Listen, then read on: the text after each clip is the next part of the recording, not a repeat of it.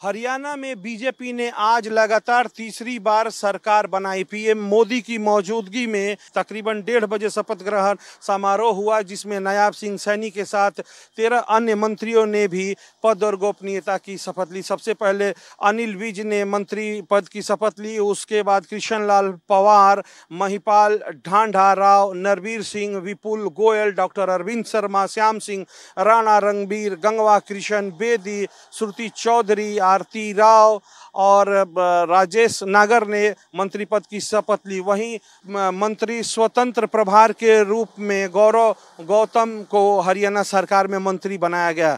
NDA के घटक दल भी इस समय मंच पर मौजूद रहे और केंद्रीय गृह मंत्री अमित शाह के साथ केंद्रीय रक्षा मंत्री राजनाथ सिंह, नितिन गडकरी, मनोहर लाल खट्टर सहित कई केंद्रीय मंत्री भी मौजूद रहे। अब देखने वाली बात है कि जिस तरह से आज शपथ ग्रहण समारोह हुआ और स्वयं पीएम मोदी शपथ ग्रहण समारोह में शामिल हुए, आने वाले वक्त में बीजेपी ने जो वादे हरियाणा विधानसभा चुनाव में किए हैं उसको कब तक पूरा करती है। पंचकुला से ओम प्रकाश राय, भारत एक्सप्रेस। आज हरियाणा में मुख्यमंत्री के शपथ ग्रहण समारोह के बाद एनडीए के घटक दलों की बैठक चंडीगढ़ के आईटी पार्क स्थित होटल ललित में हुई, जिसकी अध्यक्षता पीएम मोदी ने की।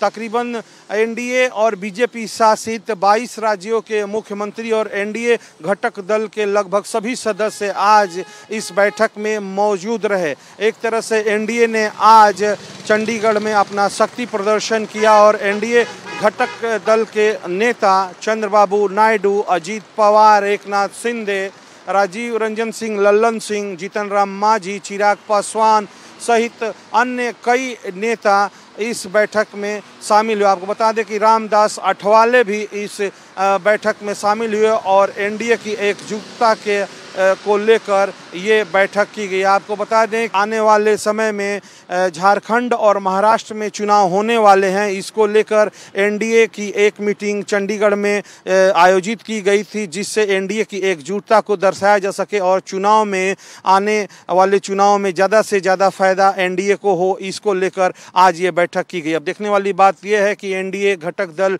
की बैठक जिस तरह चंडीगढ़ में पीएम मोदी की अध्यक्षता में हुई है, आने वाले वक्त में जिन 2 राज्यों में चुनाव होने वाले हैं उससे इसका कितना फायदा देखने को मिलता है। चंडीगढ़ से ओम प्रकाश राय, भारत एक्सप्रेस। बिहार के सारण और सिवान जिले में जहरीली शराब पीने से 2 दर्जन से ज्यादा लोगों की मौत हो गई है। इस घटना के बाद विपक्ष हमलावर है और लगातार सरकार पर सवाल खड़े कर रही है।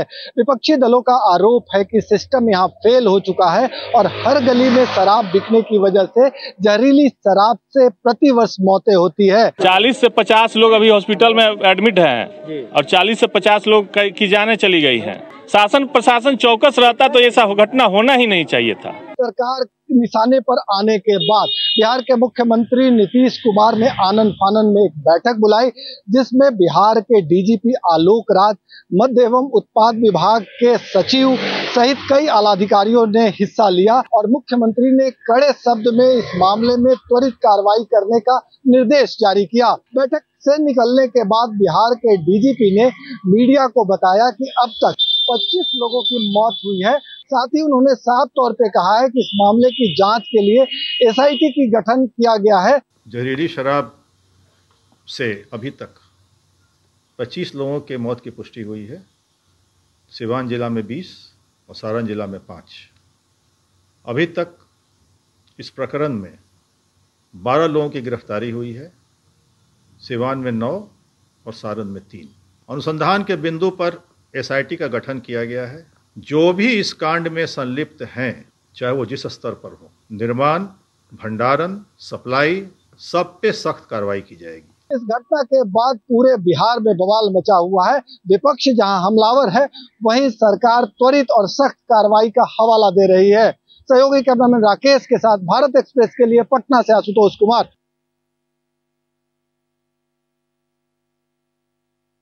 इसलिए 13 अक्टूबर को महासी विधानसभा भगवानपुर में मूर्ति विसर्जन को लेकर के दोनों पक्षों में विवाद हुई, जिसको लेकर के राम गोपाल विश्व नाम के व्यक्ति की मौत हो गई थी गोली लगने से। और माहौल काफी खराब हो गया था। करीब लगभग 200 दुकानों में आगजनी हो गई थी और दोनों तरफ से लगभग 40-50 लोगों को जेल भेजा गया था। पुलिस ने कार्रवाई की थी, इसको लेकर के मुख्य आरोपी जो थे वो फरार चल रहे थे, जिसके अंदर पुलिस ने 3 लोगों को कल गिरफ्तार कर लिया है और 2 को नेपाल बॉर्डर पर इंडिया में पुलिस ने रुकने के लिए कहा, वो लोग रुके नहीं, दौड़ाया। उसके बाद सरफराज उर्फ तालिम, जिनके गोली लग गई, गोली लगने से दोनों को घायल हो गए पूरी तरीके से, जिनको जिला अस्पताल में भर्ती कराया गया है। पुलिस अधीक्षक का कहना ये है कि उन दोनों का उपचार चल रहा है, उपचार होने के बाद ही कोई पुष्टि या कोई बात कही जा सकती है। मोहम्मद सरफराज उर्फ रिंकू और मोहम्मद तालिम उर्फ सबलू, इनकी निशानदेही पे जब पुलिस की टीम नानपारा क्षेत्र में मर्डर वेपन की रिकवरी के लिए गई तो वहां पे इन्होंने मर्डर वेपन को लोडेड हालत में रखा हुआ था, जिसको लेकर पुलिस पर फायर किया गया। पुलिस ने अपनी आत्मरक्षा में जवाबी फायरिंग की, जिसमें इन दोनों को गोली लगी है।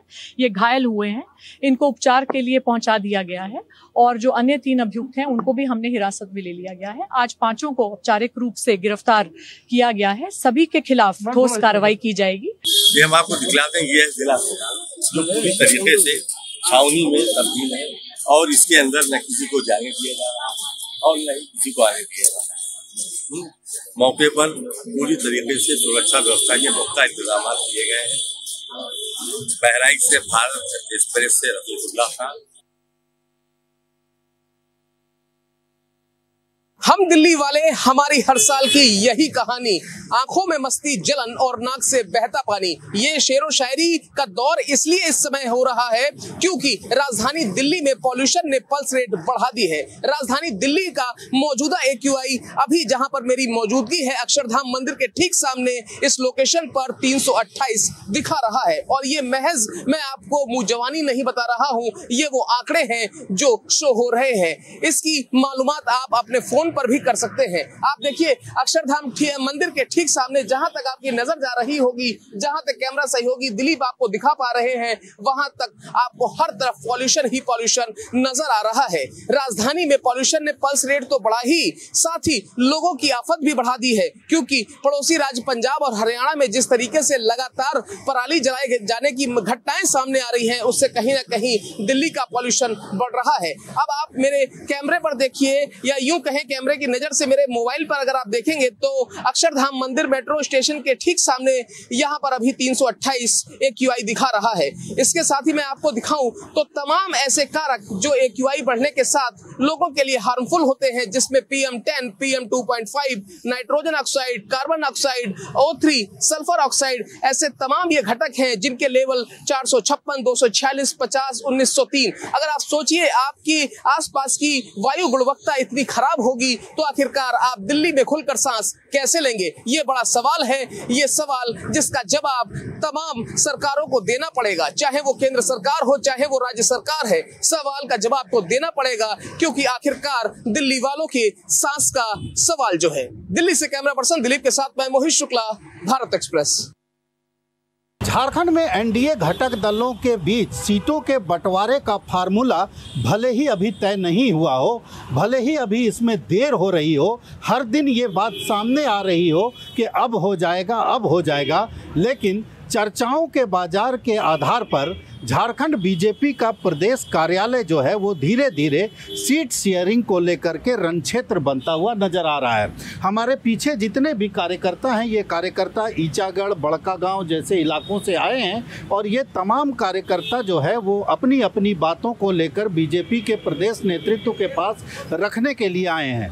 हर विधानसभा क्षेत्र की अलग मांग है, हर विधानसभा क्षेत्र को लेकर कार्यकर्ताओं की अलग भावना है। कार्यकर्ताओं का साफ तौर पर कहना है कि ईचागढ़ विधानसभा जैसी सीट आजसू को नहीं मिलनी चाहिए, दूसरी तरफ बड़कागांव जैसी सीट पर आजसू के प्रत्याशी को बीजेपी के टिकट पर खड़ा नहीं करना चाहिए और प्रदेश नेतृत्व इनके विरोध प्रदर्शन से इतना परेशान सा दिखाई दे रहा है कि अब उनसे बातचीत कर रहा है और कह रहा है कि केंद्रीय नेतृत्व को फैसला लेने दीजिए, कार्यकर्ताओं की मनोभावना के अनुरूप ही काम होगा। कुल मिलाकर देखा जाए तो जिस तरह से कार्यकर्ताओं की भावना प्रस्फुटित हो रही है, अगर समय पर इस प्रस्फुटन को नहीं रोका गया तो मामला और बिगड़ सकता है।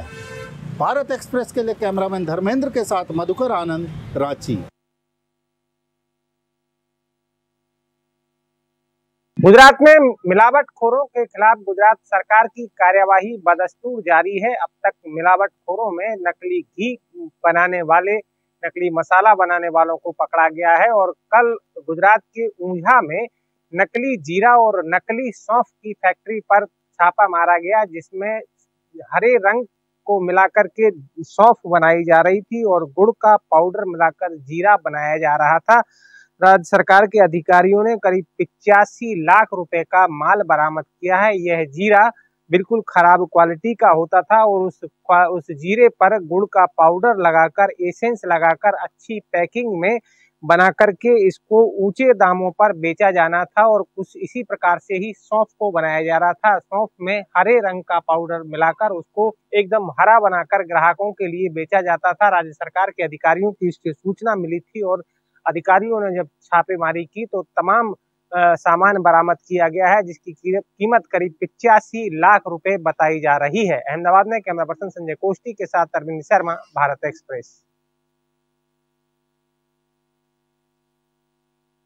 बेगूसराय के बीजेपी के सांसद गिरिराज सिंह भागलपुर से कटिहार तक हिंदू स्वाभिमानी यात्रा शुरू कर रहे हैं। इसको लेकर के भागलपुर के जो विधायक हैं अजित शर्मा, कांग्रेस के 3 बार के विधायक हैं और सीएलपी लीडर भी रह चुके हैं, उन्होंने जमकर गिरिराज सिंह के ऊपर हमला बोला। अजित शर्मा का कहना है कि ये जो है धार्मिक उन्माद फैलाने का काम करते हैं। गिरिराज सिंह का यही काम रहा है शुरू से ही, लेकिन भागलपुर में ये इनकी जो मंशा है वो पूरी नहीं होगी। लेकिन मीडिया के माध्यम से मैं प्रधानमंत्री नरेंद्र मोदी को एक बात कहना चाहूँगा कि वो पूरे देश के प्रधानमंत्री हैं और इस तरह की जिसकी एक्टिविटीज़ होती हैं धार्मिक उन्माद फैलाने का, उस पर सख्त से सख्त कार्रवाई की जाए। कहीं ना कहीं जो है प्रधानमंत्री नरेंद्र मोदी से गिरिराज सिंह के ऊपर कार्रवाई करने की बात अजित शर्मा कह रहे हैं। दूसरी तरफ सारे विपक्ष जो हैं गिरिराज सिंह के या इस यात्रा पे हमला बोलते नज़र आ रहे हैं। वहीं बीजेपी के जो नेता हैं वो किनारा कसते हुए नज़र आ रहे हैं। उनका कहना है कि ये उनका जो है निजी यात्रा है, लेकिन बीजेपी के अगर कार्यकर्ता उनके साथ जाना चाहेंगे तो हम नहीं रोकेंगे। तो कहीं ना कहीं किनारा भी कसते हुए नजर आ रहे हैं और बैक सपोर्ट भी करते हुए नजर आ रहे हैं। पटना से भारत एक्सप्रेस के लिए ज्योति।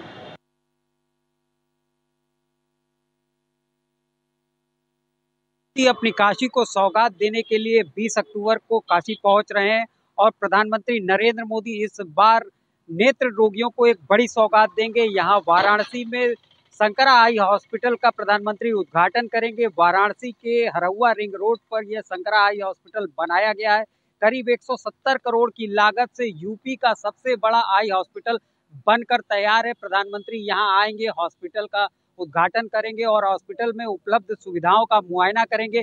उसके बाद प्रधानमंत्री यहीं पर एक सभा को संबोधित करेंगे और अपनी काशी को सौगातों का जो पिटारा है उसके बारे में जानकारी देंगे। इसके बाद प्रधानमंत्री नरेंद्र मोदी यहाँ पर कुछ नेत्र रोगियों से संवाद करेंगे, यहाँ के डॉक्टरों से संवाद करेंगे और शंकरा हॉस्पिटल में उपलब्ध सुविधाओं की विस्तार से जानकारी लेने के बाद प्रधानमंत्री अपने अगले कार्यक्रम के लिए वाराणसी के सिगरा स्पोर्ट्स कॉम्प्लेक्स में पहुंचेंगे, जहां पर वो खिलाड़ियों से संवाद करेंगे और वहीं पर एक जनसभा को संबोधित करेंगे। तो प्रधानमंत्री नरेंद्र मोदी दीपावली से पहले अपनी काशी को करीब 6,500 करोड़ की सौगात देंगे और प्रधानमंत्री यहीं से बाबतपुर एयरपोर्ट के विस्तारीकरण का भी उद्घाटन करेंगे और वाराणसी से ही करीब 6 और एयरपोर्टों के विस्तारीकरण का भी प्रधानमंत्री शिलान्यास करेंगे। तो प्रधानमंत्री नरेंद्र मोदी अपने तीसरे टर्म में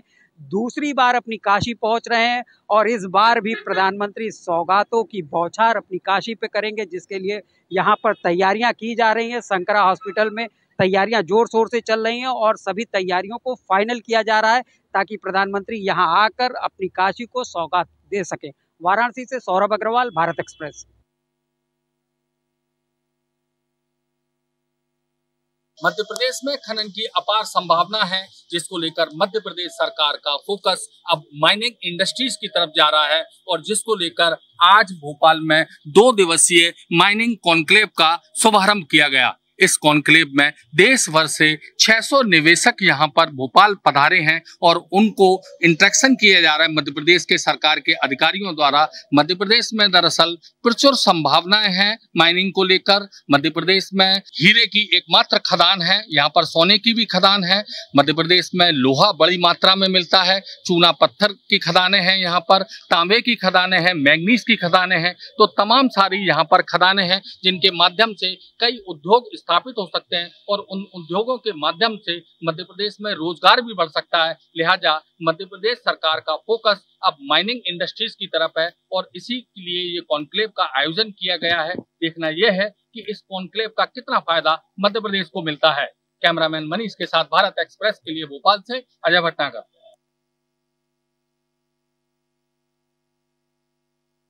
श्योपुर के कांग्रेस के विधायक बाबू जंडेल के द्वारा भगवान शिव को लेकर अभद्र टिप्पणी की गई है, जिसका विरोध अब पूरे प्रदेश भर में देखने को मिल रहा है। वहीं ग्वालियर की बात करें तो हिंदू महासभा के द्वारा उनका पुतला दहन किया गया है, पुतला जलाया गया है और शिव मंदिर के सामने उनका पुतला जला करके ये विरोध दर्ज कराया गया है।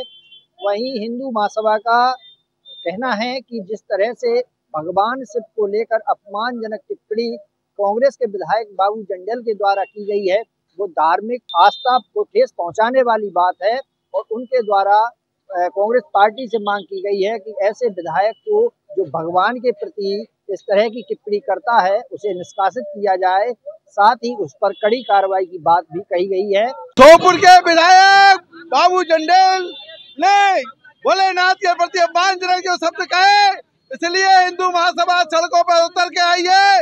हिंदू महासभा के अध्यक्ष जिलाध्यक्ष लोकेश शर्मा के नेतृत्व में जो पुतला दहन बाबू जंडेल का किया गया है, हिंदू महासभा से भक्तों को लेकर प्रतिदिन उसका विरोध प्रदर्शन करेगी। और हिंदू महासभा के द्वारा नारेबाजी करते हुए बाबू जंडेल के खिलाफ कहा गया है कि उन्हें कहीं न कहीं जिस तरह से इस बयान के माध्यम से उन्होंने आस्था और धर्म के प्रति जो उन्होंने आघात पहुंचाया है, उसके बाद से जो है लोगों में आक्रोश नजर आ रहा है और बाबू जंडेल जो कांग्रेस के विधायक हैं उन पर कार्रवाई की मांग की जा रही है। मनोज चौबे, भारत एक्सप्रेस, ग्वालियर।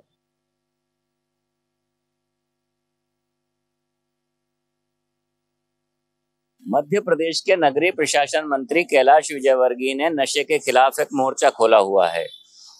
इसी के अंतर्गत पिछले दिनों जब मुख्यमंत्री इंदौर आए थे तो उन्होंने मुख्यमंत्री से ये निवेदन किया था कि मध्य प्रदेश में नशा राजस्थान के प्रतापगढ़ से आता है और किन लोगों द्वारा यह भेजा जाता है उसकी सारी जानकारी उनके पास है। कैलाश विजयवर्गीय ने यह भी कहा था कि भोपाल पुलिस राजस्थान पुलिस से समन्वय करके और कार्रवाई करे और अपराधियों को जेल के सलाखों के पीछे पहुंचाए। देखिए, पहली समस्या इस शहर की ट्रैफिक की है मुख्यमंत्री जी। दूसरी समस्या जो अभी नई पैदा हो गई है वो हमारे नौजवान नशे की ओर दौड़ रहे हैं। आपके निर्देश पर पुलिस ने बड़ी अच्छी कार्रवाई की है। हमें संतोष है पर अभी संतुष्टि नहीं है। उसका कारण है कि चोर को तो पकड़ रहे हैं पर चोर की मां तक नहीं पहुंच रहे हैं। इसके बाद इंदौर पुलिस ने बड़ी कार्रवाई की बात कही है। अब सवाल उठता है कि लंबे समय से नशे का कारोबार फल रहा फूल रहा है, इसकी जानकारी क्या पुलिस को अभी तक नहीं थी? मंत्री और मुख्यमंत्री तक बात पहुंचने के बाद ही एक्शन की बात क्यों की जा रही है? कहीं पुलिस की जानकारी या मिली भगत से तो यह कारोबार फल रहा फूल रहा नहीं है, इस बात की भी जांच होनी चाहिए। कैमरामैन इमरान खान के साथ जय व्यास, भारत एक्सप्रेस, इंदौर।